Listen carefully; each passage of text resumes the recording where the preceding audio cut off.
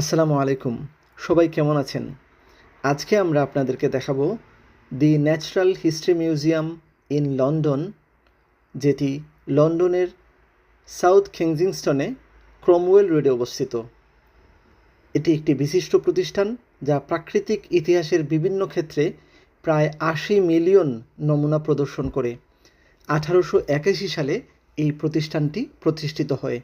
এর সংগ্রহের মধ্যে রয়েছে উদ্ভিদবিদ্যা, কীটতত্ত্ব, খনিজবিদ্যা, জীবাশ্মবিদ্যা এবং প্রাণীবিদ্যা, যেখানে শ্রেণীবিন্যাস, শনাক্তকরণ এবং সংরক্ষণের গবেষণার উপর জোর দেওয়া হয়। এই জাদুঘরটি তার ডাইনোসরের কঙ্কাল এবং বিশাল স্থাপত্যের জন্য বিখ্যাত, যদিও সাধারণত দি ন্যাচারাল হিস্ট্রি মিউজিয়াম নামে পরিচিত, কিন্তু এটি ১৯৬৩ সালে ব্রিটিশ জাদুঘর থেকে আইনিভাবে পৃথক হওয়া সত্ত্বেও ১৯৯২ সাল পর্যন্ত অনানুষ্ঠানিকভাবে ব্রিটিশ মিউজিয়াম নামেই পরিচিত ছিল। যুক্তরাজ্যের সরকারি অর্থায়নে পরিচালিত হয় এই জাদুঘরটি। ন্যাচারাল হিস্ট্রি মিউজিয়ামে প্রবেশের জন্য কোনো ধরনের প্রবেশ ফি নেওয়া হয় না।